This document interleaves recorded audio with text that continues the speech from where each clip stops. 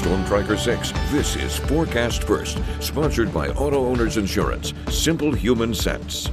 We still have some very quiet and sunny conditions across mid-Michigan this afternoon. Notice on satellite and radar, cloud cover beginning to increase for areas along and south of I-94. That'll slowly work its way north as we go throughout the rest of the day today. Temperature-wise, really impressive. We're at 76 degrees in Lansing, Mason, and St. John, 75 right now over in the city of Jackson.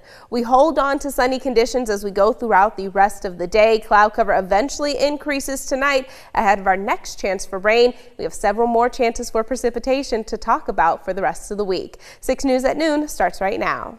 WMNS is here for you, celebrating 75 years of bringing you the news with 6 News at Noon. The U.S. and China have announced a sharp reduction in tariffs for 90 days following trade talks over the weekend. It's our top story at noon. Thank you so much for joining us today. I'm Dalen Huff. The U.S. will continue to charge a 30% tax on goods coming in from China, down from 145%. And China is dropping its tax on American goods to 10%. Meanwhile, President Trump is also looking to lower the price of prescription drugs with an executive order that the White House says will allow the U.S. to pay the same drug prices that other countries pay. Natalie Brand is here for you now with the latest from Washington.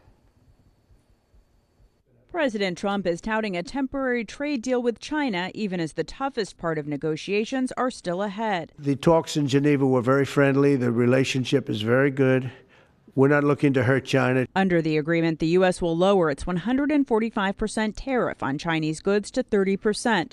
The retaliatory tariff China imposed on the U.S. will come down to 10% for 90 days while talks continue. The biggest thing that we're discussing is the opening up China, and they've agreed to do that.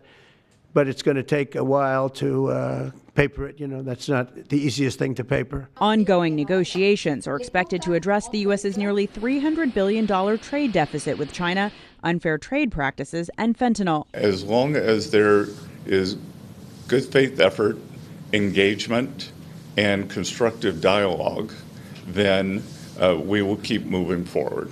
The president also announced this morning a new executive order aimed at reducing the price of prescription drugs by trying to match U.S. prices to what other countries pay. Basically, what we're doing is equalizing. There's a new word that I came up with, which I think is probably the best word. We're going to equalize. Experts say the U.S. currently pays roughly 3 times as much as other developed countries. With this new policy, what we call the most favored nation policy, would mean that the United States would pay no more than the lowest price paid by a high-income country. The president tried to implement the plan in his first term, but was blocked by the courts. Natalie Brand, CBS News, the White House. Today, we continue to follow a crash in Ionia County that killed 1 person and hospitalized several others. The sheriff's office said it happened shortly after 6 o'clock on Saturday evening on Centerline Road near Pinckney Road. Deputies say a car was heading east and crossed the center line to hit another car head-on. One of the drivers, a woman from Lowell, was found unconscious. First responders tried to save her life, but she died at the scene. The people in the other car were taken to the hospital with non-life-threatening injuries.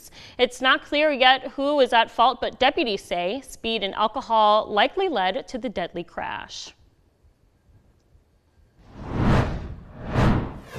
We are just 2 weeks away from Memorial Day and what people consider the unofficial start of summer. And this morning we have new numbers from AAA predicting more than 1 million Michiganders will hit the road for the holiday weekend.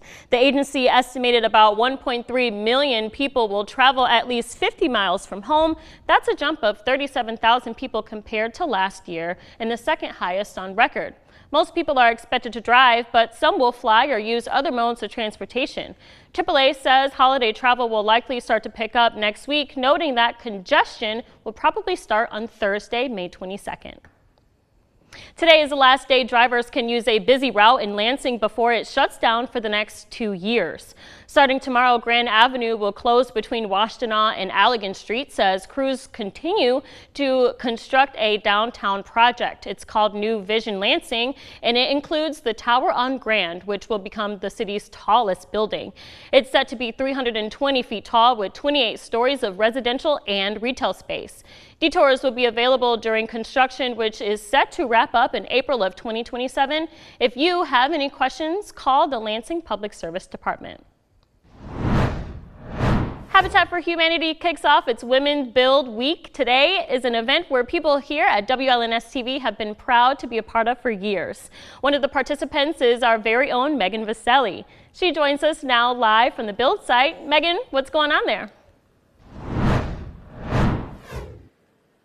Daylin, hi. We've been having a blast so far today. Believe it or not, there was an entire porch behind us, and we started a little after 9 a.m., and we just knocked it down.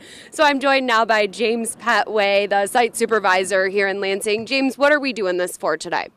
Today we are doing this is a partnership between Habitat for Humanity Capital Region with the People's Church and Links, which is the Lansing Intentional Communities. And what we're doing is we are providing a community integrated living for adults with autism as well as other developmental disabilities. That way we give them a place to live and integrate them into the community as a whole. Yeah, and there are a couple different facilities just on this block, so it seems like it's part of a bigger project, essentially. Yes, they actually have 2 homes on the block already, a boys' home and a ladies' home. So with that being said, we'll have this right here in the community as well as to help, and another lot right here to just serve the people in the community and make it a better place for them to live. What does it mean for you to be able to do this for people, especially those who seem to need it most? I mean, it's actually a great feeling. I actually grew up in this neighborhood, so to see it get an upgrade and different things like that, it means a lot to the community. I actually grew up right around here, so like I said, it's just a great time for the community over here. All right, James, thank you so much. Daylin, we've got to get back to work, but we will keep you posted on how we're doing live in Lansing. Megan Vaselli, 6 News. Megan, thank you for that live report. One of America's high-profile civil rights leaders has strong ties to Greater Lansing. The boy who grew up to become Malcolm X lived in the capital city and in Mason, and even got married in Lansing City Hall. And Monday, May 19th, marks what would have been his 100th birthday. To mark that milestone, we put together a half-hour special. Malcolm in Mid-Michigan will visit sites that were important to his development and helped shape the man he became today. We also will talk of why decades after his death, some people in cities where he lived are reluctant to remember his ties to the area. Malcolm in Michigan will air next Monday at 7 p.m. on WLNS TV.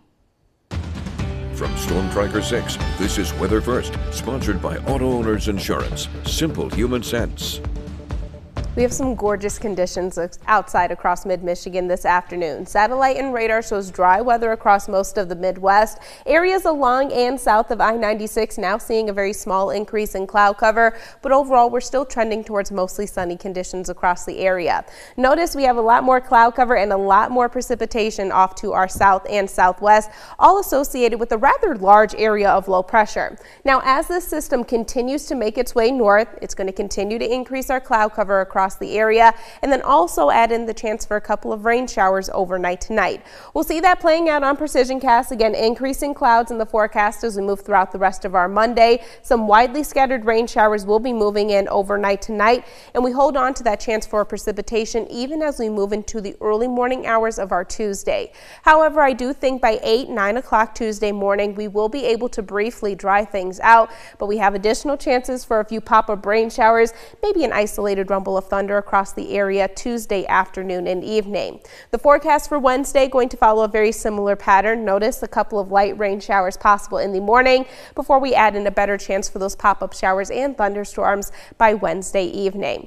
Now, we have the chance for these pop-up showers and thunderstorms because we are significantly increasing the amount of moisture in the atmosphere.